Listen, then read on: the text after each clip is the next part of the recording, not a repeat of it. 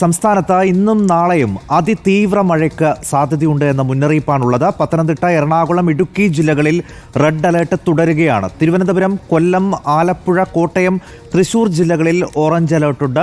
മലയോര മേഖലകളിൽ താമസിക്കുന്നവർ ജാഗ്രത പുലർത്തണമെന്ന് റവന്യൂ മന്ത്രി കെ രാജൻ പറഞ്ഞു.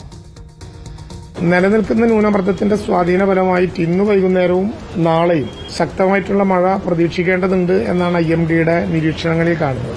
പത്തനംതിട്ട, എറണാകുളം, ഇടുക്കി ജില്ലകളിലാണ് ഇപ്പോൾ റെഡ് അലർട്ട് പ്രഖ്യാപിച്ചിട്ടുള്ളത്. നാളെ തിരുവനന്തപുരം, കൊല്ലം, പത്തനംതിട്ട ജില്ലകളിൽ ഓറഞ്ച് അലർട്ട് പ്രഖ്യാപിച്ചിട്ടുണ്ട്. പത്തനംതിട്ട റിനോ ശ്രീധർ വിവരങ്ങൾ നൽകും. റിനോ, ഇന്ന് വൈകുന്നേരത്തോടുകൂടി തന്നെ അലർട്ടുകൾ വന്നിരുന്നു. എവിടെയെങ്കിലും ആശങ്കപ്പെടേണ്ട സാഹചര്യമുണ്ടോ?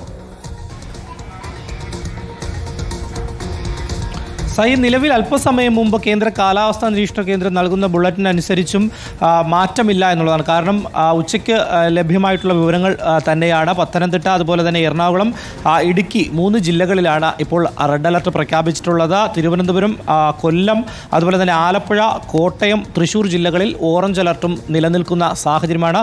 തിരുവനന്തപുരത്തും പൊതുവെ തെക്കൻ കേരളത്തിൽ വിവിധയിടങ്ങളിലും ചെറിയ തോതിൽ മഴ ഇപ്പോഴും ചാറുന്ന ഒരു സാഹചര്യമാണ്. നാളെ 3 ജില്ലകളിലാണ് ഓറഞ്ച് അലർട്ട് ഉള്ളത്. തിരുവനന്തപുരം, കൊല്ലം, പത്തനംതിട്ട ജില്ലകളിൽ ഓറഞ്ച് അലർട്ടുണ്ട്. അതുപോലെ തന്നെ ആലപ്പുഴ, കോട്ടയം, ഇടുക്കി ജില്ലകളിൽ യെല്ലോ അലർട്ടും പ്രഖ്യാപിച്ചിട്ടുണ്ട്. എന്തായാലും ഇന്നിനിയും അതുപോലെ തന്നെ നാളെയും ശക്തമായിട്ടുള്ള മഴയ്ക്ക് സാധ്യതയുണ്ട് എന്ന് തന്നെയാണ് കാലാവസ്ഥാ നിരീക്ഷണ കേന്ദ്രം മുന്നറിയിപ്പായി നൽകുന്നത്. റവന്യൂ മന്ത്രി കെ രാജൻ ഇന്ന് വൈകുന്നേരത്തോടു കൂടിയാണ്, ഇന്ന് ഉച്ചയോടു കൂടിയാണ് ദുരന്ത നിവാരണ അതോറിറ്റിയിലെത്തി കൃത്യമായി തന്നെ സ്ഥിതിവിധികൾ വിലയിരുത്തിയത്. എന്തായാലും എല്ലാ രീതിയിലും സജ്ജമാണ് സംസ്ഥാന സർക്കാർ മഴക്കെടുതിയെ നേരിടാനെന്ന് അറിയിച്ചിട്ടുണ്ട്.